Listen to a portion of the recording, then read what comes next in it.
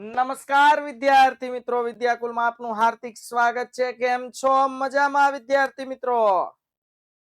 Okay, કેમ છો? Yes, I am also fine. How are you? ચાલો વિદ્યાર્થી મિત્રો, ઓકે, ગોહિલ સાહેબ, જન્મદિવસની ખૂબ ખૂબ શુભેચ્છા. જીવનના દરેક ક્ષેત્રે તમે ખૂબ આગળ વધો, ખૂબ પ્રગતિ કરો તેવી શુભેચ્છા.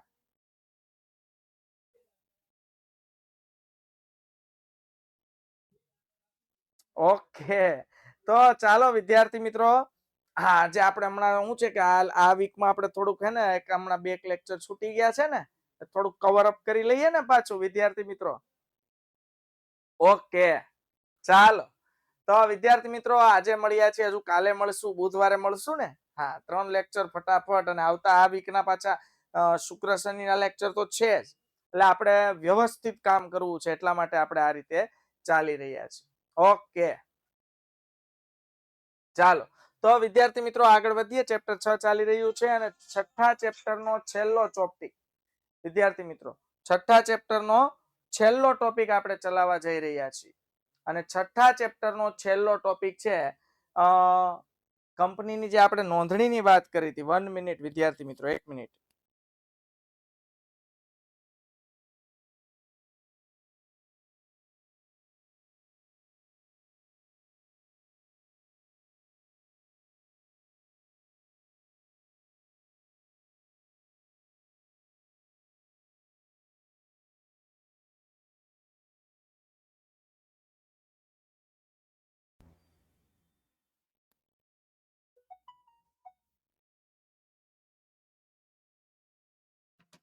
ઓકે, તો વિદ્યાર્થી મિત્રો, આજે આપણે વાત કરવી છે કંપનીની સ્થાપના વિધિ.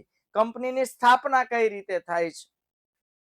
ઓકે, તો વિદ્યાર્થી મિત્રો, કંપનીની જે નોંધણી થાય છે કોની પાસે થાય છે? કંપની રજિસ્ટ્રાર પાસે. આવું આપણે શીખ્યા કે કંપની રજિસ્ટ્રાર છે એમની પાસે કંપનીની નોંધણી થાય છે.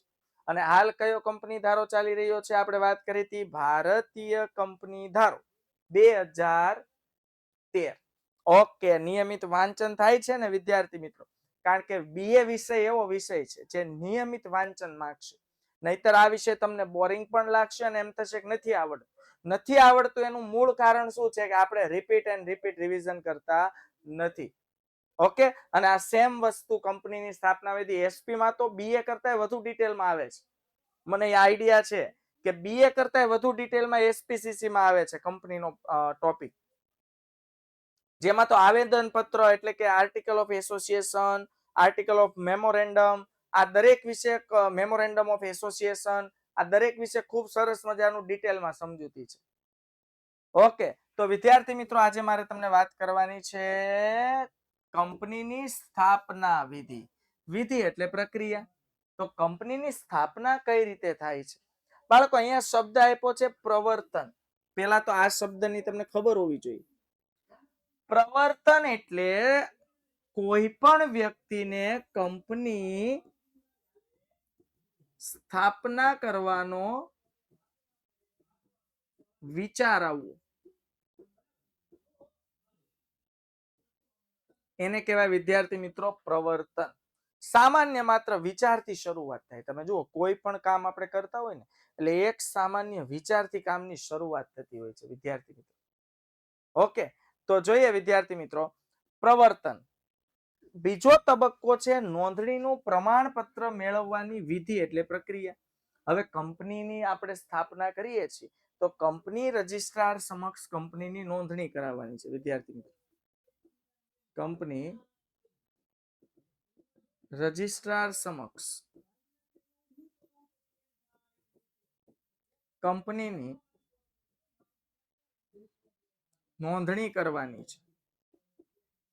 અને નોંધણી કર્યા પછી નોંધણીનું પ્રમાણપત્ર મેળવવાનું છે, જેને કહેવાય નોંધણી સર્ટિફિકેટ, રજિસ્ટ્રેશન સર્ટિફિકેટ કહેવાય. આપણે એને ઇંગ્લિશમાં જો બોલીએ તો રજિસ્ટ્રેશન સર્ટિફિકેટ. એટલે એને વિદ્યાર્થી મિત્રો શું કહેવાય? નોંધણીનું પ્રમાણપત્ર. સમજાય છે? તો નોંધણીનું પ્રમાણપત્ર મેળવવાની એક આખી પ્રોસેસ છે. જુઓ, સીધું નોંધણીનું પ્રમાણપત્ર કઈ કંપની રજિસ્ટ્રાર હાથમાં આપી દેતી નથી. કંપની રજિસ્ટ્રાર કંપનીના ઉદ્દેશો તપાસ, કંપનીનો હેતુ શું છે, કંપનીનું લોંગ વિઝન શું છે, કંપની જે ધંધો કરવા જઈ રહી છે એનાથી કંપનીને, સમાજને, સરકારને કઈ ફાયદો થશે કે નહીં, ઘણા બધા ક્રાઇટેરિયા જોઈને આગળ કામ થતું હોય છે. ચાલો પ્રવર્તન વિશે વાત કરીએ તો બાળકો, પ્રવર્તનમાં ટોટલ 4 ટોપિક છે. કંપનીના પ્રવર્તનનો વિચાર આવે, કે કંપનીના જે માલિકો છે એને કંપનીની સ્થાપના કરવાનો આઈડિયા આવે, મગજમાં વિચાર આવે. પ્રાથમિક અને વિગતવાર ચકાસણી, પછી જે વિચાર આવે એની પછી આગળ પ્રાથમિક અને વિગતવાર ચકાસણી, સાધનોનું એકત્રીકરણ, અને બાળકો કંપની કહેવાય ને, નાણાં વિનાનો નાથ્યો અને નાણે નાથા લાલ, એટલે પૈસા વિના કશું શક્ય નથી, એટલે નાણાકીય વ્યવસ્થા પણ કરવી પડે છે. ઓકે બાળકો, આપણા ખિસ્સામાં પૈસા હોય ને તો આપણને રોડ પર પાણીપુરીની રેકડી જોઈને, પાણીપુરીની સ્ટોલ જોઈને પાણીપુરી ખાવાનું મન થાય. હા સાહેબ, પૈસા ન હોય તોય સાહેબ અમને મન થાય, મન થાય, પણ ખાલી મોઢામાંથી લાળ જળે, બીજું કાંઈ થાય નહીં, ભેગું થાય. એટલે કહેવાનો મતલબ શું છે, નાણાકીય વ્યવસ્થા કરવી જરૂરી છે. તો મને મોટી કંપની સ્થાપવાનો વિચાર આવી જાય છે, પછી જ્યારે જેવું નાણાકીય વ્યવસ્થા તરફ મારી નજર જાય છે ત્યારે ખબર પડે છે કે નહીં ભેગું થાય, રેવા દ્યો. તો પેલા નાણાકીય વ્યવસ્થા તપાસ. એટલે વિચાર આવે, આઈડિયાથી કંપની બને, નો ડાઉટ. આઈડિયાથી જ કોઈ પણ વસ્તુની શરૂઆત થાય, પણ એના માટે વિદ્યાર્થી મિત્રો નાણાકીય વ્યવસ્થા કરવી પડે. પછી તમે ઉછીના પાછીના કરો, કાંઈ વાંધો નહીં, પણ આપણો આઈડિયા કંપની સ્થાપવાનો, આપણો ધંધો બેસ્ટ હોય, નફો કમાવાની કાર્યક્ષમતા બેસ્ટ હોય, તો બેસ્ટ કામ થઈને ભલે ઉછીના લીધા હોય, શેર બહાર પાડ્યા હોય, ડિબેન્ચર બહાર પાડ્યા હોય, બેંકમાંથી લોન લીધી હોય, નાણાકીય સંસ્થા પાસેથી પૈસા લીધા હોય, છતાં પણ આપણે નફો કમાઈને આ બધા પૈસા રિટર્ન કરી શકીએ છીએ. તો નાણાકીય વ્યવસ્થા અગત્યનો ભાગ ભજવે છે. હવે બાળકો, અહીંયા નોંધણીની વિધિ શરૂ થાય છે. ડોક્યુમેન્ટેશન વર્ક જેને કહેવાય, ડોક્યુમેન્ટનું તમામ કામકાજ, જેમાં આવે છે આવેદન પત્ર, નિયમન પત્ર, સંચાલકોની યાદી, પછી સંચાલકોની લેખિત સંમતિ, અન્ય કંપનીમાં હિત અંગેની જાહેરાત, અને કાયદા પાલનની જોગવાઈઓનું નિવેદન. તો નોંધણીની પ્રમાણપત્ર મેળવવાની વિધિ છે. સૌથી પહેલા આવેદન પત્ર, નિયમન પત્ર, સંચાલકોની યાદી, સંચાલકોના નામની યાદી હોય ને, કે સંચાલકોનું નામ શું છે, એનો હોદ્દો શું છે. ઓકે, સંચાલકોની લેખિત સંમતિ, કે ભાઈ હું કંપનીનો સ્થાપક બનવા માંગુ છું, એની લેખિત સંમતિ આપવાની છે. ઓકે, અન્ય કંપનીમાં હિત અંગેની જાહેરાત, અને કાયદા પાલનની જોગવાઈઓનું નિવેદન. આ કેટલાક લીગલ કાયદેસરનું ડોક્યુમેન્ટેશન, કાગળમાં લખાણ, લેખિતમાં લખાણ થઈને બધું કામકાજ થાય, એને કહેવાય નોંધણીનું પ્રમાણપત્ર મેળવવાની વિધિ. અન્ય કંપનીમાં હિત અંગેની જાહેરાત એટલે શું? ઓકે, અન્ય, આ બધું હમણાં આવશે પણ કહી દો, વાંધો નહીં. અન્ય કંપનીમાં હિત હોવું એટલે શું બાળકો? આજે કેવું હોય, કંપનીમાં એક કંપનીના 2 સંચાલક હોઈ શકે, એમાં કાંઈ પેલું છે નહીં. તો બંને કંપનીમાં પોતાનું હિત હોવું જોઈએ. તો તમે જ્યારે રજીસ્ટ્રેશન કરાવવા જાઓ છો ત્યારે એમાં દર્શાવવું પડે કે અન્ય કંપનીમાં તમારું હિત કેટલું છે, કેટલા ટકા તમારો હિસ્સો છે એમ. બોલો, એઝ અ કંપની તરીકે આપણે અન્ય કંપનીના શેર ખરીદી શકીએ? યસ. તો અન્ય કંપનીના શેર ખરીદી, એનો મતલબ એઝ અ કંપની તરીકે, એટલે આપણે પોતે કંપની છીએ છતાં અન્ય કંપનીમાં આપણું હિત સમાયેલું છે. શું કામ? સોચો. તમે વિદ્યાર્થી મિત્રો અન્ય કંપનીના શેર ખરીદ્યા છે. હાલો, આપણે બધા એક કંપની ચલાવીએ છીએ, આપણે બધા, તમે અને હું, એ કંપનીના સંચાલકો છીએ, સીઈઓ છીએ, મેનેજમેન્ટ કરતા છીએ. ડન. હવે વિદ્યાર્થી મિત્રો આપણે શું કર્યું? અન્ય કોઈ બાહ્ય કંપનીના શેર ખરીદી લીધા. બોલો, હવે આપણું હિત શેમાં હોય? અન્ય કંપનીના જે શેર ખરીદ્યા, શેરની કિંમત વધે એમાં આપણું હિત હોય કે ઘટે એમાં આપણું હિત હોય? વધે તેમાં. પણ આપણે પેલા જાહેરાત તો આમાં આવેદન પત્રમાં લખવું પડે કે ભાઈ અન્ય કંપનીના અમે 30%, 20%, 50% શેર ખરીદ્યા છે. અન્ય કંપનીમાં હિત અંગેની જાહેરાત. ઓકે, પ્રવર્તન એટલે શું પેલા એ જોઈએ, પછી નોંધણી અંગેના પ્રમાણપત્રની પ્રોસેસ જોઈએ. કંપનીને અસ્તિત્વમાં લાવવા માત્રનો વિચાર આવે અને તે માટેની પૂર્વ તૈયારી એટલે પ્રવર્તન. 1 માર્ક્સનો વેરી મોસ્ટ ઇમ્પોર્ટન્ટ પ્રશ્ન છે કે પ્રવર્તન એટલે શું? પ્રથમ વર્તન કહેવાય અને પ્રાથમિક વર્તન. જો કોઈ પણ કામ કરવા માટેનું પ્રાથમિક વર્તન, પહેલું વર્તન તમારે વાંચવું હોય ને તો પહેલા મગજમાં વિચાર આવવો જોઈએ. પ્રાથમિક વર્તન શું આવે કે વાંચવું કે નહીં, કે શું વાંચવું, કેટલું વાંચવું. આ પ્રવર્તન. પ્રાથમિક વર્તન, પ્રાથમિક વિચાર. તો કંપનીને અસ્તિત્વમાં લાવવાનો વિચાર અને તે માટેની પૂર્વ તૈયારી એટલે પ્રવર્તન. કંપનીને અસ્તિત્વમાં લાવવી છે તો અસ્તિત્વમાં લાવવાનો જે વિચાર, જે થિંકિંગ આવે છે કે આપણે કંપનીની સ્થાપના કરવી છે અને એ માટેની અમુક પૂર્વ તૈયારી કરવી પડે. પૂર્વ તૈયારી એટલે સ્થાપના પહેલા જે આપણે તૈયારીઓ કરીએ છીએ. જેમ કે કોઈના ઘરે લગ્ન પ્રસંગ છે તો લગ્ન ફિનિશ થઈ જાય પછી તૈયારી કરવાની હોય કે લગ્ન શરૂ થાય પહેલા 1 મહિના અગાઉ તૈયારી શરૂ થઈ જાય, શોપિંગની તૈયારી. પપ્પા હોય તો પછી લગ્નની જે મહેમાનો આવવાના હોય એનો આગત સ્વાગત, વાડી, હોલ, ફાર્મ બુક કરવું, આ બધી પ્રી પ્લાનિંગ કહેવાય. Yes, absolutely right. સમજાય છે વિદ્યાર્થી મિત્રો? તો કંપનીને અસ્તિત્વમાં લાવવાનો વિચાર અને તે માટેની પૂર્વ તૈયારી એટલે પ્રવર્તન. કોઈ પણ કામ કરવું હોય તો એના માટે પૂર્વ તૈયારી કરવી પડે. તમારે આ એક્ઝામમાં સમજો બેસ્ટ અને સારા માર્ક્સ લાવવા છે, સમજો 50 માંથી 50 લાવવા છે, તો એ માટેની પૂર્વ તૈયારી તમે ઘરે બેસીને ટાઈમ ટેબલ બનાવશો, કયા ટાઈમે કયા વિષયનું કેટલું વાંચશો. બીએમાં 50 માંથી 50 નો ટાર્ગેટ છે તો મુદ્દાઓનું એક લિસ્ટ બનાવશો ચેપ્ટર વાઇઝ. દર અઠવાડિયામાં 2 વખતે મુદ્દાઓ તમે વાંચી લ્યો છો, રિપીટ કરી લ્યો છો, રિવિઝન કરી લ્યો છો. સમજાય છે? ક્લિયર? આ પૂર્વ તૈયારી છે. શેની પૂર્વ તૈયારી? આપણા ગોલ, આપણા હેતુ, આપણા કામને સિદ્ધ કરવા માટેની પૂર્વ તૈયારી. તો કંપનીને અસ્તિત્વમાં લાવવાનો વિચાર અને તે માટેની પૂર્વ તૈયારી એટલે પ્રવર્તન. કંપનીના પ્રવર્તનના વિચારને અમલમાં મૂકનારને પ્રવર્તક કહેવાય. ચાલો, જેના મનમાં કંપનીની સ્થાપના કરવાનો વિચાર આવે છે, આ વિચારને અમલમાં મૂકવો પડે.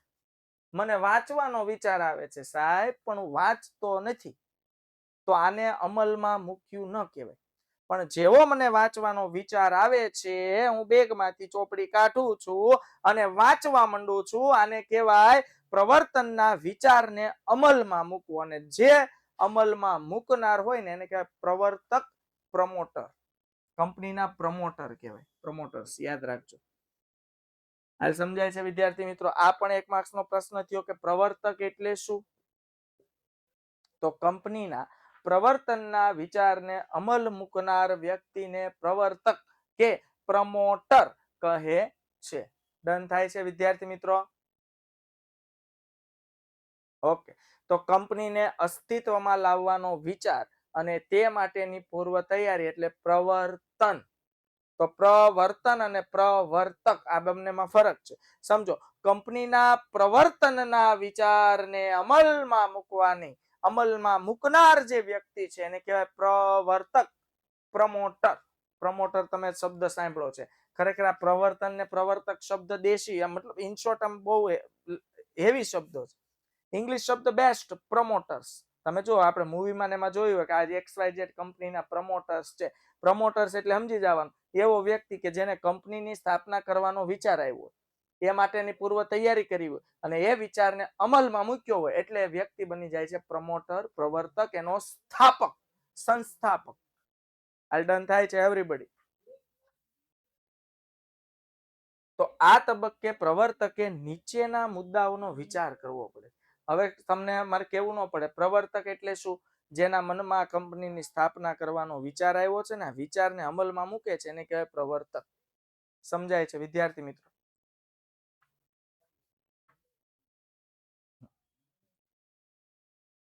કંપનીના પ્રવર્તનનો વિચાર પ્રવર્તકના મગજમાં ઉદ્ભવે છે. યસ, કંપનીના પ્રવર્તનનો જે વિચાર છે પ્રવર્તકના મગજમાં ઉદ્ભવે છે.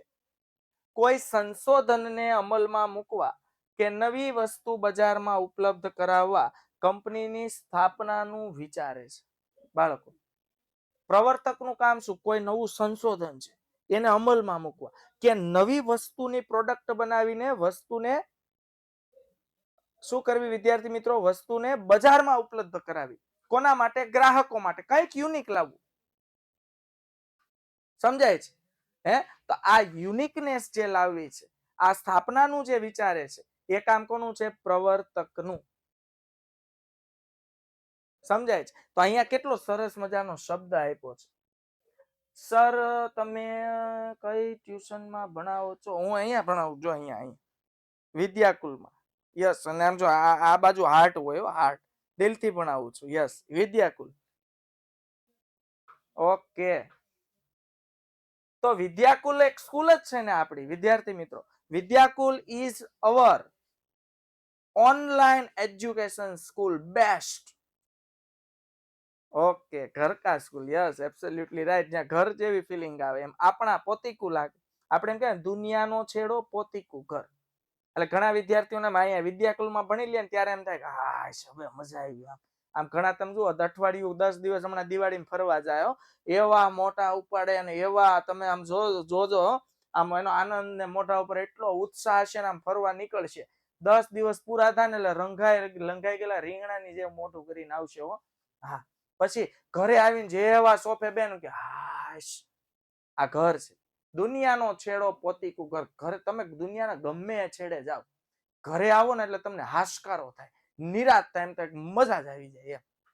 ઓકે, હા, તો આમાં દિવાળી શું છે, અમારે ઘણા બધા ફરવા જવાના છે. આમ 2-3 બેગ તૈયાર કરે અને ઉત્સાહ જો આમ સોસાયટીમાં જ નીકળે ને આમ તમે જુઓ તો 2-3 ને તો બોલાવે નહીં, કેમ આમ ફરવા જવાનું. પછી થાક્યા પાક્યા આવે ને એટલે આમ જો આમ તમે જુઓ ને એટલે આમ ઓલું રીંગણું કેમ આમ વાસી રીંગણું લંઘાઈ ગયું અને કડતલી પડી ગઈ હોય, એમ લંઘાઈ ગયેલ રીંગણા જેવા મોટા થઈ જાય. સમજ્યા? હા, વેકેશનમાં લેક્ચર ચાલુ છે પણ આપણે ભેગો લેતો જવાનો ફોન. નેટવર્ક આવે ત્યાં જોઈ લેવાનું, જ્યાં નેટવર્ક નથી આવતું ત્યાં રેકોર્ડ લેક્ચર જોઈ લેવાનું. તો આપણે વિદ્યાકુલ આટલી સરસ મજાની સુવિધા તો આપીએ છીએ.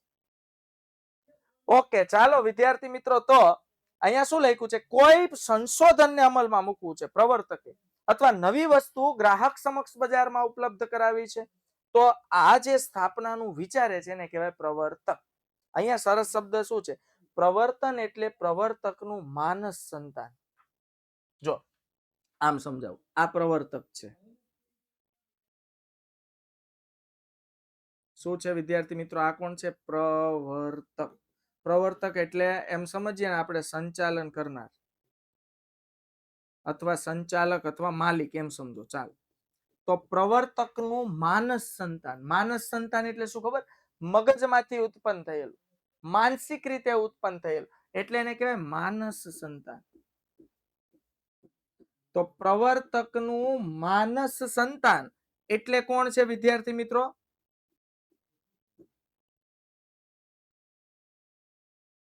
પ્રવર્તન. આ પ્રવર્તન એટલે વિચાર, અને વિચાર હંમેશા ક્યાંથી આવે? મગજમાંથી. હાલ ક્લિયર થયું? એટલે આ શબ્દ તમને સમજાયો કે પ્રવર્તન એટલે પ્રવર્તકનું માનસ સંતાન. પ્રવર્તક એટલે ધંધાનો સંચાલન, જે કંપનીની સ્થાપના કરવા માંગે છે, એને જેને વિચાર આવે છે, તો મગજમાંથી જે વિચારનો જન્મ થાય છે, એટલા માટે એને કહેવામાં આવે છે માનસ સંતાન. ક્લિયર થયું? એટલે અહીંયા લખ્યું છે કે promotion is the brain child of the promotion. Promoter કે પ્રમોટર જે છે, પ્રવર્તક છે, એનું બ્રેન ચાઇલ્ડ એટલે મગજમાંથી ઉત્પન્ન થયેલું બાળક, એટલે મગજમાંથી ઉત્પન્ન થયેલો એક વિચાર કંપનીની સ્થાપના. ક્લિયર થાય છે વિદ્યાર્થી મિત્રો? ચાલો, પ્રાથમિક અને વિગતવાર ચકાસણી. પ્રવર્તકને કંપનીની સ્થાપનાનો વિચાર આવે એટલે એના અમલીકરણની દિશામાં ધંધાકીય વ્યવહારુ ચકાસણી કરવી. હાલો, વિચાર આવે છે તો બાળકો પ્રાથમિક પ્રાઇમરી લેવલે થોડીક આપણે ધંધાકીય લેવલની, ધંધાકીય એકમ કયા સ્થળે છે, માર્કેટનું રિસર્ચ કરવું પડે. હું તમને એક ઉદાહરણ આપું કે ગુજરાતમાં અમુક હમણાં થોડા વર્ષો પહેલા ટાટા નેનો, યાદ છે?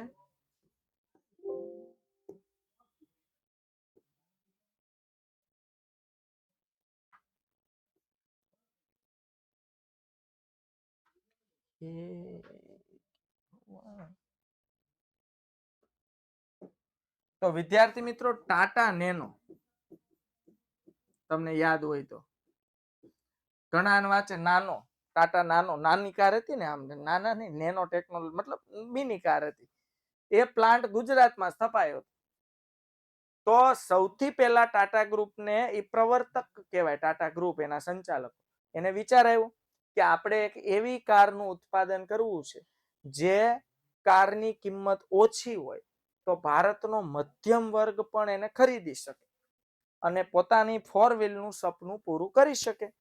તો એ હેતુથી એને ટાટા નેનો કારની કંપનીની સ્થાપના કરી, પણ આ કંપની સફળ ન થઈ.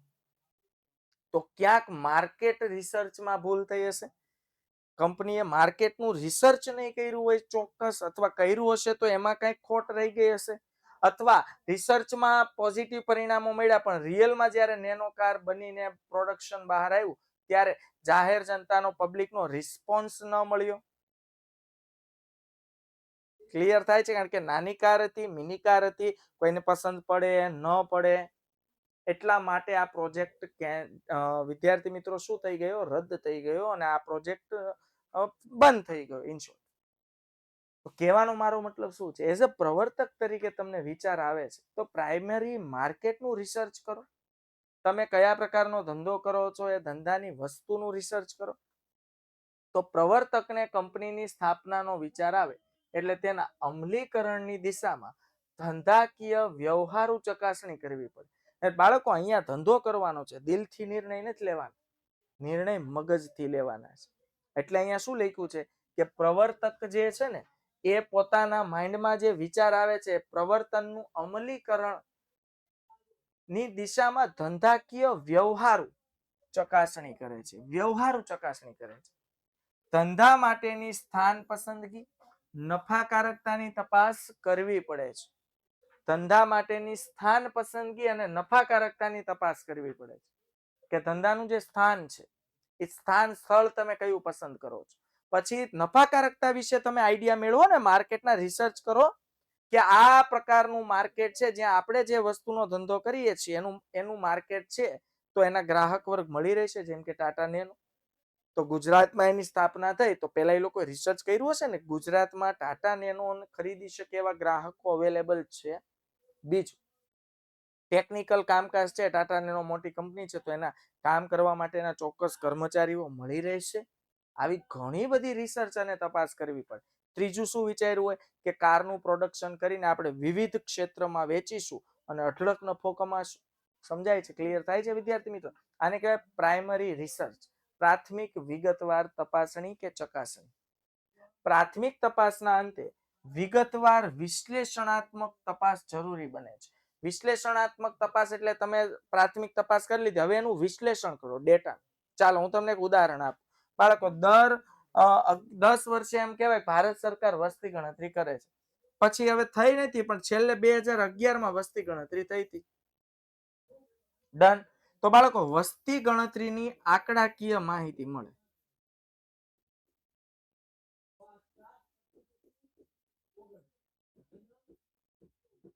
વસ્તી ગણતરી. તો મારો પ્રશ્ન એ છે, બોલો, આંકડાકીય માહિતી ભેગી કરીને સરકાર હાથ પર હાથ રાખીને બેસી રહે છે? નો, નેવર. જેવી વસ્તી ગણતરીના આંકડાકીય માહિતી ભેગા થાય એટલે સરકાર અર્થતંત્રને લગતી વિવિધ માહિતીઓનું એનાલિસિસ કરે, એને વિશ્લેષણ કહેવાય. તમને ખબર છે ગરીબી રેખા આવે, બરોબર છે, પછી પુરુષોની કેટલી સ્ત્રીઓએ પુરુષોની સંખ્યા, એટલે કેટલા પુરુષોએ ભારતમાં સ્ત્રીઓની સંખ્યા કેટલી છે, આ બધી આંકડાકીય માહિતીનું વિશ્લેષણ કર્યું છે. કારણ કે સૌથી પહેલા પ્રાથમિક માહિતી જે મેળવી વિદ્યાર્થી મિત્રો, એ તો લોટ્સ ઓફ માહિતી હતી. પુરુષો અને સ્ત્રીઓ અને જેન્ટ્સ બાળકો અને લેડીઝ બાળકો, આ બધી લોટ્સ ઓફ માહિતી હતી વિદ્યાર્થી મિત્રો. છે કે નહીં? હવે એ ભેગી માહિતી જે થઈ છે એ માહિતીનું વિશ્લેષણ કરવામાં આવે છે, એનાલિસિસ કરવામાં આવે છે, માહિતીને અલગ કરવામાં આવે છે. એમ ધંધાકીય એકમની જો આપણે સ્થાપના કરવી છે કંપની, તો આપણે જે કંપનીની સ્થાપના કરવા જઈ રહ્યા છીએ એની પ્રાથમિક વિગતવાર માહિતી મેળવો, માહિતીને વિશ્લેષણાત્મક તપાસ કરો. જેમ કે મૂડી, કાચો માલ, માંગ, સાધન સામગ્રી, વાહન વ્યવહારની સુવિધા વગેરેની જાણકારી મેળવી. ઉદાહરણ તરીકે કે મૂડી કેટલી રોકશું, અને રોકશું તો પોતાની મૂડી કેટલી હશે, બાહ્ય શેર બજાર દ્વારા મૂડી ભંડોળ કેટલું ભેગું કરશું, કાચો માલ ક્યાંથી સરળતાથી મળી રહેશે, માંગ, આપણે જે વસ્તુનું ઉત્પાદન કરીએ છીએ એની માંગ ડિમાન્ડ કેટલી હશે, આપણે જે વસ્તુનું ઉત્પાદન કરીએ છીએ એમાં ટેકનિકલ સાધન સામગ્રીની કેટલી જરૂર પડશે, વાહન વ્યવહાર એ તો ખાસ જોવું પડે કે આપણે જે જગ્યાએ ફેક્ટરી નાખીએ છીએ એ જગ્યાએથી વાહન વ્યવહાર, એમ કહેવાય કે ભારતનું અર્થતંત્ર સદ્ધર હોય એનું બીજું કારણ વાહન વ્યવહારની સુવિધા પણ છે. કારણ કે વાહન વ્યવહારને લીધે એક જગ્યાએથી એક રાજ્યમાંથી બીજા રાજ્યમાં માલ સામાન સરળતાથી પહોંચાડી શકીએ છીએ. એટલા માટે તમે જુઓ ભારત સરકાર, આપણી ગુજરાત સરકાર અલગ અલગ નેશનલ હાઈવે બનાવી રહી છે શોર્ટ રૂટના, જેના લીધે વાહન વ્યવહાર ખૂબ સરળ બને અને માલ સામાનની હેરફેર ઓછા સમયમાં ઝડપથી થાય, તો કોસ્ટ નીચી આવે, વધુ ઉત્પાદન કરવાનું પ્રમાણ વધે. તો વિદ્યાર્થી મિત્રો, આવી પ્રાથમિક અને વિગતવાર ઘણી માહિતીની શું કરવામાં આવે છે, ચકાસણી. નંબર 3, સાધનોનું એકત્રીકરણ. હવે બાળકો, પ્રવર્તનને અમલમાં મૂકવા માટે જમીન, આપણે ક્યાંક જગ્યા તો રાખવી પડશે ને, કે હવામાં ફેક્ટરી બનાવશું ને. પછી જે વસ્તુનું આપણે ઉત્પાદન કરવાના છીએ એ વસ્તુનો કાચો માલ, યંત્રો, સાધન સામગ્રી, સેવા વગેરે માટે કરારો કરવા પડે છે, કોન્ટ્રાક્ટ કરવા પડે છે. મોટી મોટી કંપની હોય બાળકો, આ બધું કરારો કરવા પડે છે. કાચો માલ કોઈ એક જગ્યાએથી ફિક્સ મળી જ રહેવો જોઈએ, આવા કરારો કરવામાં આવે છે. હું તમને વાત કરું કે ભાઈ અમારું સુરત હીરા માટે પ્રખ્યાત છે આપણું, બરોબર છે. તો બાળકો, હવે હીરાના જે સેટ હોય ને એની બહાર જ્યાંથી હીરા, હવે ખબર છે કે ભારતના ખાણમાંથી તો હીરા નીકળતા નથી, એમ સમજો કે આફ્રિકાની ખાણ એટલે કે માઇનિંગ માંથી હીરાઓ નીકળે છે, તો એ લોકો સાથે ડીલ કરેલી હોય, કરાર કરેલો હોય કે તમારી ખાણમાંથી જે હીરા રો મટીરિયલ નીકળે એ તમારે અમને પ્રોવાઈડ કરવાનું છે. Okay Devanshi, congratulation. સમજાય છે? તો યંત્રો, એના માટે વિવિધ ટેકનોલોજીઓ વસાવવી, સેવાકીય પ્રવૃત્તિ, વાહન વ્યવહાર, આ બધા સાધનોનું એકત્રીકરણ કરવું, આ બધું વિચારી રાખવું પડે છે. પછી એમ સમજો મોટું ધંધાકીય એકમનું મોટું મશીનરી પ્લાન્ટ ને નાખી દીધું, કાચા માલના ફાફા છે, કાચા માલ ગોતવા નીકળો, મળતો નથી, તો આ બધું પેલા કરી રાખવાનું છે. વિદ્યાર્થી મિત્રો, સમજાય છે? હાલો. ઓકે. પછી આવે છે વિદ્યાર્થી મિત્રો નાણાકીય વ્યવસ્થા. તો નાણાકીય વ્યવસ્થા તો પ્રાથમિક કન્ડિશન છે. સાધનો અને મિલકતો એકત્રિત કરવા માટે મૂડી ક્યાંથી લાવશું? મેન પ્રશ્ન તો આ છે. હાલો, મારે મોટા મોટા મશીન લેવા છે, મોટા પ્લાન્ટની સ્થાપના કરવી છે, આના માટે મૂડી એટલે પૈસા ક્યાંથી લાવશું અને કેવી રીતે મેળવવી તે વિચારવું પડે છે. નવી સ્થપાતી કંપની શેર દ્વારા મૂડી મેળવે. તમે જો, જે નવી કંપની સ્થપાય ને વિદ્યાર્થી મિત્રો, આઈપીઓ બહાર પાડે, ઇનિશિયલ પબ્લિક ઓફર, એટલે કે શેર બહાર પાડે. તો શેર મૂડી બહાર પાડીને મૂડી એકત્રિત કરે છે. તો આ બધું વિચારવાનું છે. કોણે? પ્રવર્તકે. કોણે? પ્રવર્તકે. કારણ કે પ્રવર્તકના મનમાં પ્રવર્તનનો જન્મ થયો છે. ક્લિયર થાય છે? ઓકે. તો પ્રવર્તકે વિચારવાનું છે કે નાણાકીય વ્યવસ્થા ક્યાંથી અને કઈ રીતે કરશું. ચાલો, હવે આવે છે નોંધણીનું પ્રમાણપત્ર મેળવવાની વિધિ કે પ્રક્રિયા. બધું રેડી થઈ ગયું. હાલો વિદ્યાર્થી મિત્રો, તારે જમીન રાખી લીધી, યંત્રો લઈ લીધા, મૂડીની બધી વ્યવસ્થા થઈ ગઈ છે, માર્કેટનું રિસર્ચ થઈ ગયું છે, કાચા માલના કરારો થઈ ગયા છે કે ક્યાંથી સતત કાચો માલ આવતો રહેશે, આપણે જે ધંધાકીય એકમ જે વિસ્તારમાં ચલાવવા જઈ રહ્યા છે વિદ્યાર્થી મિત્રો, એ વિસ્તારમાં એના ગ્રાહકોની માંગનું પ્રમાણ કેટલું છે, બધું રિસર્ચ કમ્પ્લીટ થઈ ગયું છે. હવે ડોક્યુમેન્ટેશન એટલે કે લીગલ પ્રોસિજર કરવા. આપણે લીગલી આગળ વધવું પડશે ને. કાયદેસરની કંપનીનું અસ્તિત્વ થશે. કંપની એ કાયદેસરની કૃત્રિમ વ્યક્તિ છે. કાયદા દ્વારા કંપનીને અલગ વ્યક્તિત્વ પ્રાપ્ત થયું છે. તો અલગ વ્યક્તિત્વ તો ત્યારે પ્રાપ્ત થાય જ્યારે કંપનીની નોંધણી થાય. વિદ્યાર્થી મિત્રો, સમજાય છે? તો નોંધણીનું પ્રમાણપત્ર મેળવવાની વિધિ કે પ્રક્રિયા. તો કંપનીને અસ્તિત્વમાં લાવવા માટે કંપની રજિસ્ટ્રાર પાસેથી નોંધણીનું પ્રમાણપત્ર મેળવવું પડશે. કોઈ પૂછે નોંધણીનું પ્રમાણપત્ર ક્યાંથી મેળવાય? કંપની રજિસ્ટ્રાર પાસેથી. વિદ્યાર્થી મિત્રો, કંપની રજિસ્ટ્રાર પાસેથી નોંધણીનું પ્રમાણપત્ર મેળવવું પડે છે. તમે જો ઘણી નાની નાની દુકાનો જોઈ ને એમાં ગુમાસ્તા ધારાનું લખ્યું હોય પ્રમાણપત્ર, ચેક કરજો. દુકાનોમાં છે ને એ લોકોએ ફ્રેમ કરાવીને રાખેલું હોય, કેવી રીતે કંપનીમાં પણ નોંધણીનું રજીસ્ટ્રેશન સર્ટિફિકેટ જોઈએ. આ પ્રમાણપત્ર મેળવવા માટે નીચેના દસ્તાવેજો તૈયાર કરી કંપની રજિસ્ટ્રાર સમક્ષ રજૂ કરવા. સમજો આપણે કંપની સ્થાપવી છે, તો હવે આપણે ખુદ આ ડોક્યુમેન્ટ તૈયાર કરીએ છીએ એમ વિચારજો, એટલે તમને સરળતાથી યાદ રહેશે. તો સૌથી પહેલા આપણે તૈયાર કરશું આવેદન પત્ર. આવેદન પત્ર એટલે એને કહેવાય વિદ્યાર્થી મિત્રો AOA. એટલે એને કહેવાય article of association. Article of association એને કહેવાય આવેદન પત્ર. કંપનીનો પાયાનો દસ્તાવેજ અને કંપનીનું બંધારણ છે. બાળકો, ભારતનું બંધારણ શું છે ખબર? કાયદો. ડન. કાયદા, જો કોઈ પણ અદાલતમાં તમે જાઓ, અદાલતના જજે નિર્ણય લેવો હોય એટલે કાયદા પ્રમાણે લે. પોતાના માઇન્ડમાં એને ભલે એમ થતું હોય કે આ વ્યક્તિને આટલી મોટી સજા ન કરે, પણ કાયદો એમ કહેતો હોય કે XYZ ગુનામાં આ પ્રમાણેની સજા હોવી જોઈએ, તો એ લોકો કરે. સમજાય છે? તો આ છે આર્ટિકલ ઓફ એસોસિએશન. વિદ્યાર્થી મિત્રો, હા, મેમોરેન્ડમ ઓફ એસોસિએશન અલગ આવશે. એ નિયમન પત્ર કહેવાય, memorandum of association. Article of association એટલે આવેદન પત્ર. અને આવેદન પત્ર એ કંપનીનું બંધારણ છે. 1 માર્ક્સનો પ્રશ્ન યાદ રાખજો. સાહેબ, કેમ બંધારણ છે? કંપની કઈ રીતે કામ કરશે, આ કંપનીની ઇન્ટરનલ બાબતો. હું અહીંયા લખી દઉં છું, કંપનીની આંતરિક બાબતો.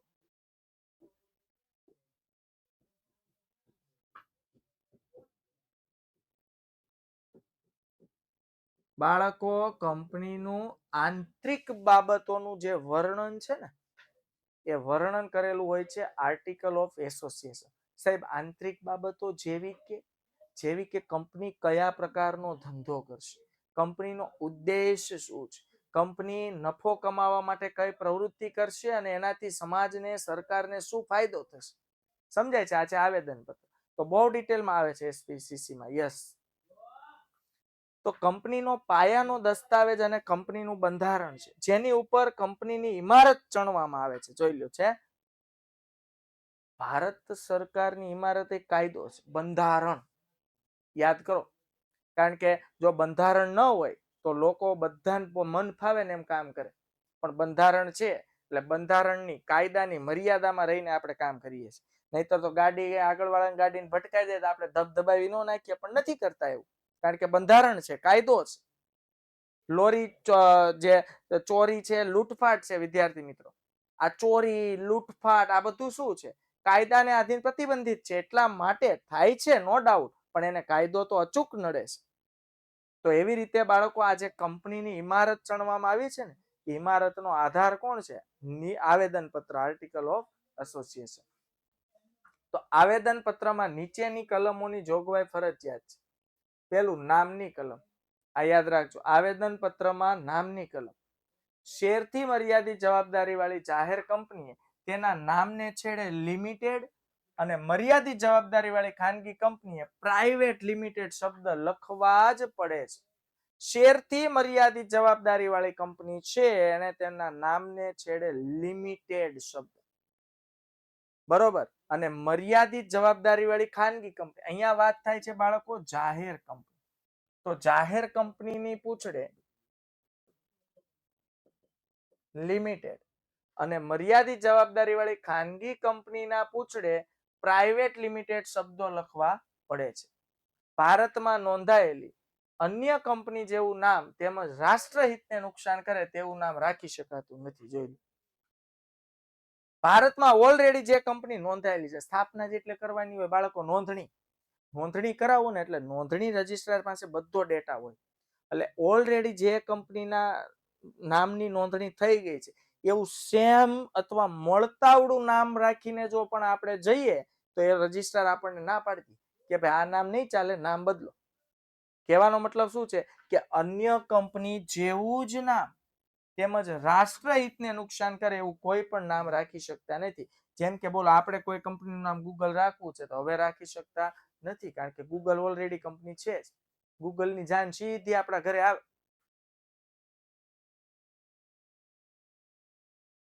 સમજાય છે? મળતાવડું નામ નહીં રાખવાનું. જો લીગલ કાર્યવાહી થાય તો આપણે લીગલી આન્સર આપવો ફરજિયાત બને છે. સમજાય? જેમ કે તમે જો ઘણી મેં તમને આવું ઉદાહરણ આપ્યું છે કે આ એડિડાસ છે તો એનો સાચો સ્પેલિંગ છે ADIDAS. તો ઘણા લોકો પબ્લિકને છેતરવા માટે ADI જેમ કે આવી રીતે લખી દે, ડી નો કરી દે બી, તો આમ દૂરથી જોવો તેમાં આગળના 3 અક્ષર વાંચો એમ તો એડિડાસ જ છે.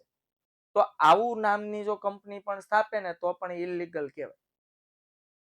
જો એડિડાસ ધારે તો આના ઉપર કેસ કરીને આ કંપનીનું નામ ચેન્જ કરાવડાવી શકે છે. સમજાય છે હું શું કહેવા માંગુ છું? તો આર્ટિકલ ઓફ એસોસિએશનની પહેલી કલમ છે નામની કલમ, કે નામમાં પણ જાહેર કંપની છે શેરથી મર્યાદિત જવાબદારી વાળી તો લિમિટેડ શબ્દ લખાવો, અને શેરથી મર્યાદિત વાળી ખાનગી કંપની છે તો પ્રાઇવેટ પીવીટી એલટીડી શબ્દ લગાવો. અને અન્ય કંપની જેવું નામ મળતાવડું નામ તો રાખવાનું જ નથી. સરકાર જાહેર હિતને કોઈ દેશના હિતને નુકસાન થાય એવું પણ નામ રાખવાનું નથી. પછી રજિસ્ટર્ડ ઓફિસના સરનામાની કલમ.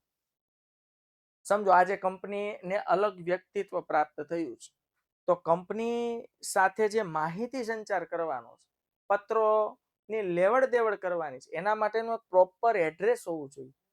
મેં તમને પહેલા કીધું હતું ગયા લેક્ચર કે કંપની ભલે ગમે તે સ્થળે હોય પણ કોઈ ચોક્કસ સ્થળે એની રજિસ્ટ્રેશન ઓફિસ હોય, રજિસ્ટર્ડ ઓફિસ જેને કહેવાય. વિદ્યાર્થી મિત્રો, જેમ કે ઘણી એવી કંપનીઓ છે, સમજો ઘણી એવી કંપની છે ગુજરાતમાં સ્થપાયેલી છે પણ એની રજિસ્ટર્ડ ઓફિસ પાછી મુંબઈમાં હોય, તો તમારે કોઈ પત્ર લેટર આદાન પ્રદાન કરવો છે, માહિતી સંચાર કરવું છે, કોઈ જાણકારી કંપની પાસેથી મેળવવી છે, તો એ જ માહિતી સંચાર તમે ક્યાં કરી શકો છો? મુંબઈની રજિસ્ટર્ડ ઓફિસે. તો કંપની રજિસ્ટ્રાર અને જાહેર જનતા કંપની સાથે પત્ર વ્યવહાર કરી શકે. કંપની રજિસ્ટ્રારને પોતાને પણ જો કંપનીનું કઈ કામ હોય તો પત્ર વ્યવહાર કરવા માટે કોઈ પ્રોપર એડ્રેસ તો હોવું જોઈએ. તો કંપની રજિસ્ટ્રાર, જાહેર જનતા કંપની સાથે પત્ર વ્યવહાર કરી શકે અને અદાલતનું અધિકાર ક્ષેત્ર નક્કી કરી શકાય. અદાલતનું અધિકાર ક્ષેત્ર નક્કી કરી શકાય. વિદ્યાકુલની રજિસ્ટર્ડ ઓફિસ છે દિલ્હી, નોઈડામાં. ડન થઈ ગયું. ગુજરાતમાં ચાલે છે, બિહારમાં ચાલે છે, પણ રજિસ્ટર્ડ ઓફિસ ક્યાં છે? નોઈડા. તો કોઈ પણ લીગલ તમારે લેટર પત્ર વ્યવહાર કરવો છે તો તમે દિલ્હીની મેન રજિસ્ટર્ડ ઓફિસેથી કરી શકો છો, કારણ કે વિદ્યાકુલ પણ એક પ્રકારની કંપની છે. Yes or no? ઓકે. તો બાળકો, કંપનીની રજિસ્ટર્ડ ઓફિસનું સરનામું જણાવવું પડે. આ છે આર્ટિકલ ઓફ એસોસિએશનની બીજી કલમ. પછી આવે છે બાળકો ધ્યેય અથવા ઉદ્દેશની કલમ. જોઈ લો, મેં શું કીધું? ઇન્ટરનલ બાબતો છે બધી. આર્ટિકલ ઓફ એસોસિએશનમાં કંપનીની આંતરિક બાબતોનો સમાવેશ થાય છે. તમારો ધ્યેય અને ઉદ્દેશ શું છે લખો, લખીને રજિસ્ટ્રાર સમક્ષ જણાવો. રજિસ્ટ્રારને સારું લાગશે તો આગળ પ્રોસિજર વધશે. તો આવેદન પત્રની સૌથી મહત્વની કલમ છે ધ્યેય અને ઉદ્દેશની કલમ. કંપની કયા ઉદ્દેશ માટે અને કયો ધંધો કરશે તે આ કલમમાં જણાવવામાં આવે છે કે કંપની કઈ વસ્તુનો ધંધો કરશે અને જે વસ્તુનો ધંધો કરશે એ વસ્તુનો ઉદ્દેશ શું છે. લોકોનું હિત જોખમાય, લોકોનું સ્વાસ્થ્ય જોખમાય એવી વસ્તુનું ઉત્પાદન તો નથી કરતી ને. આવા ઉદ્દેશ તપાસવામાં આવે છે અને જે ઉદ્દેશ માટે કંપનીની સ્થાપના કરવામાં આવે એ સિવાયના ઉદ્દેશ માટે તમે કાર્ય કરી શકતા નથી. સમજો તમે એમ કહો છો કે હું પેન બનાવવાના ઉદ્દેશ સાથે સંકળાયેલો છું અને હું પેનને બદલે તલવાર મંડું બનાવવા, તો બોલો ઉદ્દેશ વિરુદ્ધનું કામ થાય છે, જે આપણે કરી શકતા નથી. એટલે પહેલા તમે આર્ટિકલ ઓફ એસોસિએશનમાં જે ઉદ્દેશ જણાવ્યો છે એ જ પ્રમાણે કામ કરવાનું છે. ડન થાય છે? એવરીબડી ક્લિયર થાય છે? હાલો.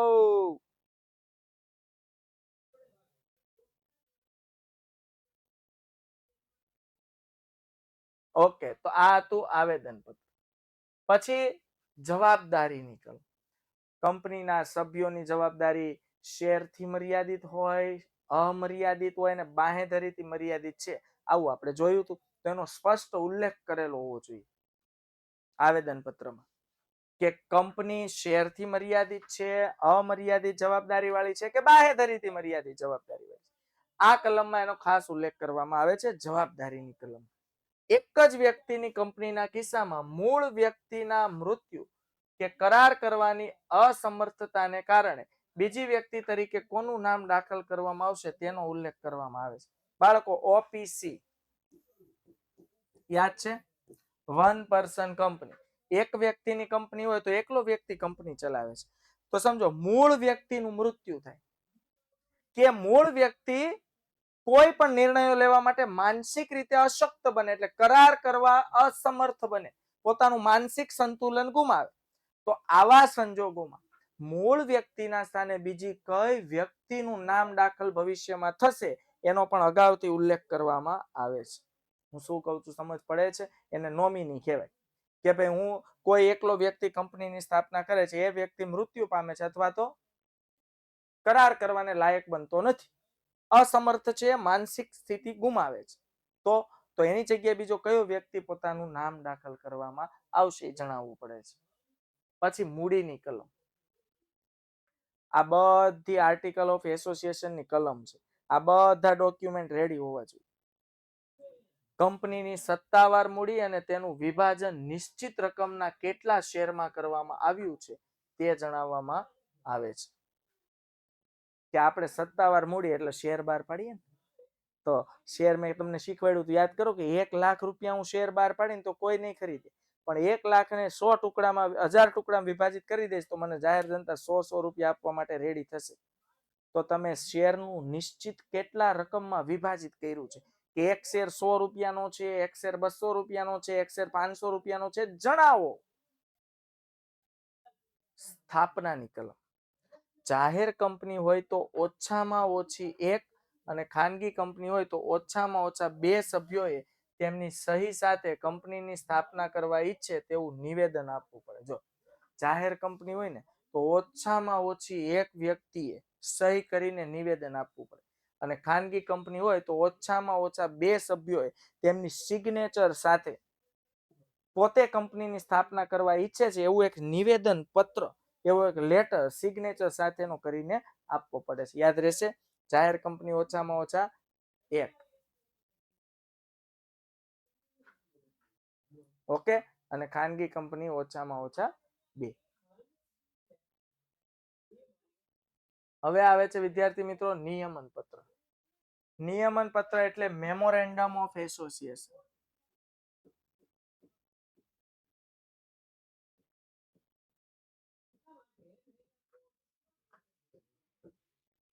મેમોરેન્ડમ ઓફ, આમાં કંપનીની બાહ્ય બાબતો હોય છે.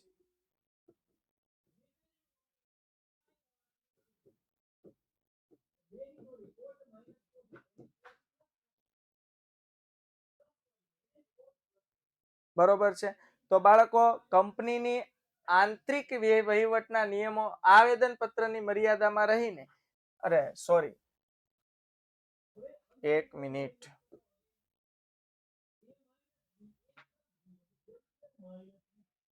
હું તમને સમજાવું. કંપનીની આંતરિક બાબતો આપણે જોઈએ આર્ટિકલ ઓફ એસોસિએશનમાં, કંપની કયા પ્રકારનો ઉદ્દેશ, કયો ધંધો, એનું નામ શું હશે. ઓકે, તો કંપનીના આંતરિક વહીવટના નિયમો નક્કી કરતો દસ્તાવેજ છે. આવેદન શું સર જાહેરમાં 7 આવે, જાહેર કંપનીમાં ઓછામાં ઓછા 7 સભ્યો હોય છે, મતલબ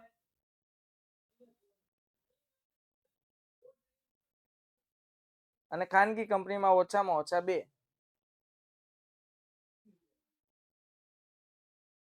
ટાઈપિંગ મિસ્ટેક એટલે તો મારે બોલવામાં મિસ્ટેક થઈ હશે ને, અહીંયા વાત કરો છો. ઓકે ઓકે ઓકે, હા, જાહેર કંપની હોય તો ઓછામાં ઓછા સોરી 7 સભ્યો હોય તો સાથે 7 ની સાઇન હોવી જોઈએ કે પોતે કંપનીની સ્થાપના કરવા ઈચ્છે છે, અને ખાનગી કંપની હોય તો ઓછામાં ઓછા 2. Okay, done. તો કંપનીના આંતરિક વહીવટના નિયમો નક્કી કરતો દસ્તાવેજ છે. આવેદન પત્રની મર્યાદામાં રહીને નિયમન પત્રમાં કંપનીનો વહીવટ ચલાવવા માટે નિયમો જણાવવામાં આવે છે.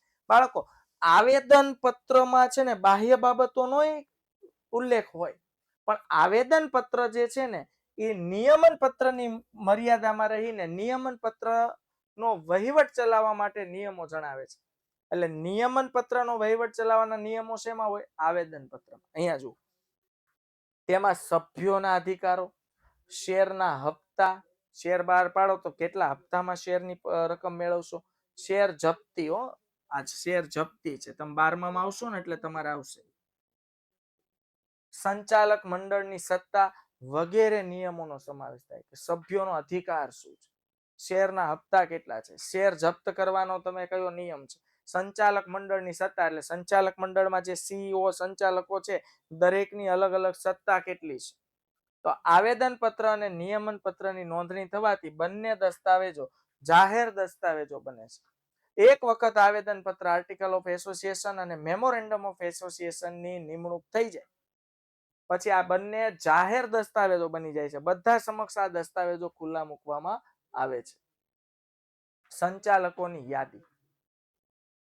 બાળકો, સંચાલક તરીકે કામ કરવા તૈયાર હોય એવી વ્યક્તિઓની યાદી, તેમના નામ, સરનામું એટલે ઘરનું સરનામું, હા, રેસિડેન્શિયલ એડ્રેસ, એની ઉંમર, વ્યવસાય, રાષ્ટ્રીયતા સાથે કંપની રજિસ્ટ્રાર સમક્ષ નોંધાવવી પડે છે. કે જે વ્યક્તિ, હવે જો કંપની, જાહેર કંપની, જો સભ્યો તો અનલિમિટેડ છે, ઓછામાં ઓછા 7, પણ જે સંચાલન કરતાઓ છે તો સભ્યો દ્વારા સંચાલકોની નિમણૂક કરવામાં આવે છે. તો આ સંચાલકો જે છે, જે સંચાલન કરવા માટે તૈયાર છે, આવા સંચાલકોના નામની યાદી, એના સરનામા, ઉંમર, ઇન શોર્ટ એની પર્સનલ વિગત. શું અહીંયા વાત આપણે કરી શકીએ શોર્ટ ભાષામાં? તો સંચાલકોની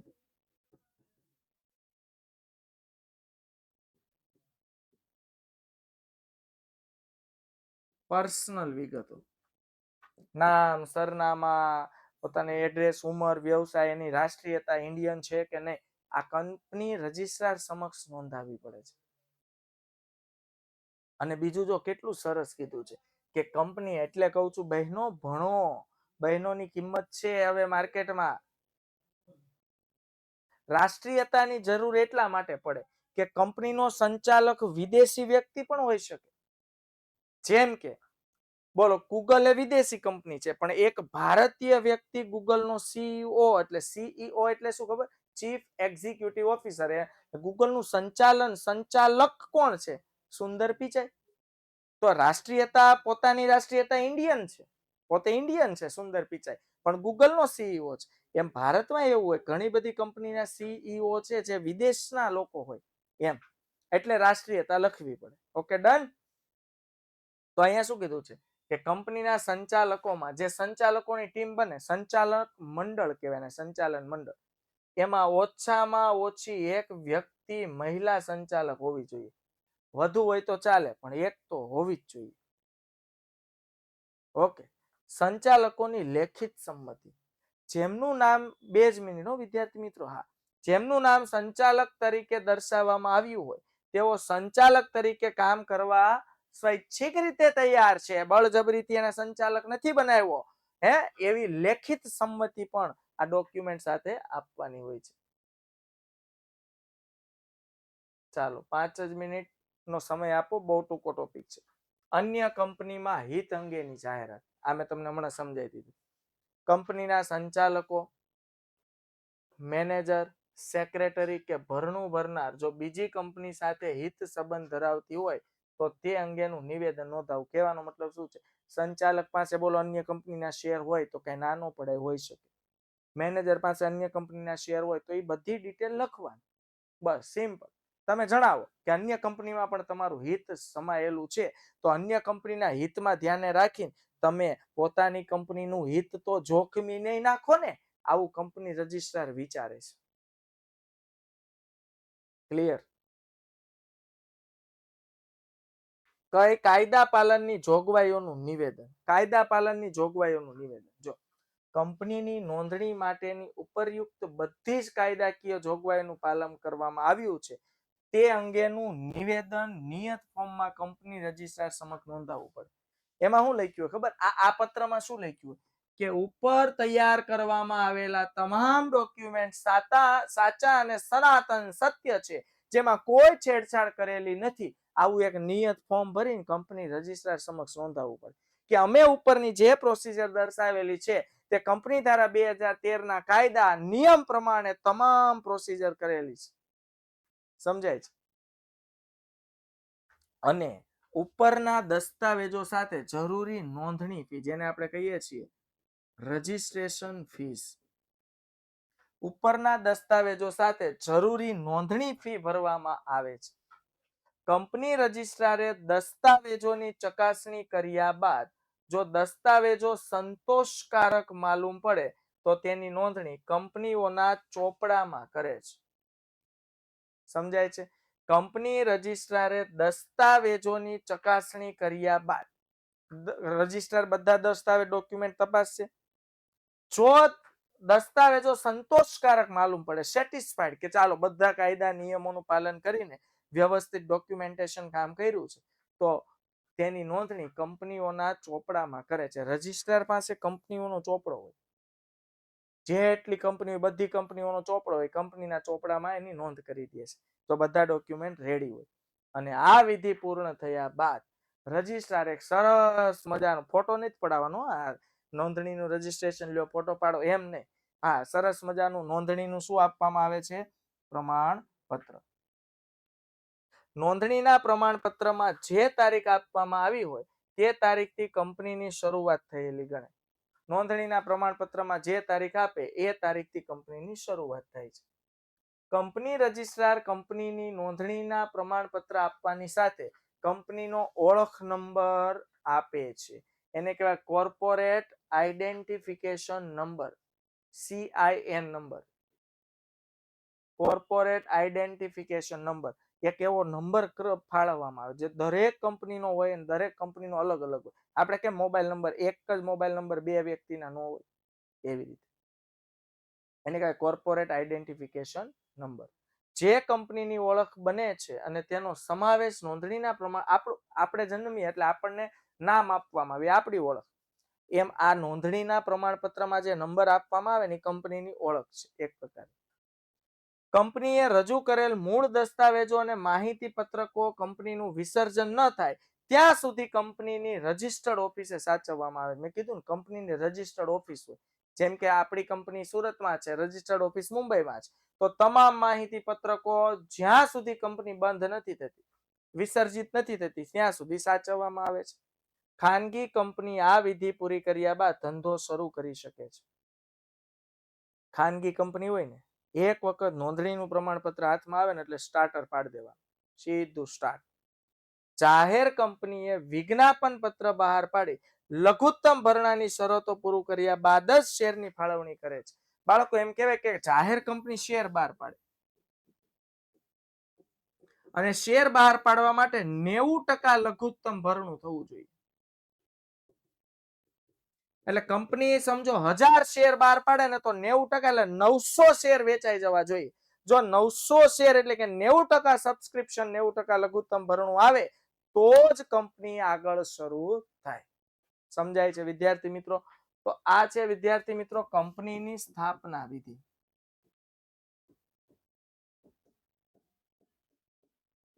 ઓકે, વ્યવસ્થિત લખીને મોઢે કરવાની છે. એટલે ફીસ અલગ હોય. હવે આપણને આઈડિયા નથી કે ભાઈ કેટલી ફીસ હોય, તમે ગૂગલ કરશો તોય લગભગ ચોક્કસ ફી ન હોય. રજિસ્ટ્રેશન એ સરકારી ચોપડે જે પ્રમાણે રેટ ચાલતો હોય દર વર્ષે અલગ અલગ હોય છે. ઓકે વિદ્યાર્થી મિત્રો, તો આવતીકાલે ફરીથી મળશું. ત્યાં સુધી આવજો. Bye bye, take care, C you. જય હિન્દ, ભારત માતા કી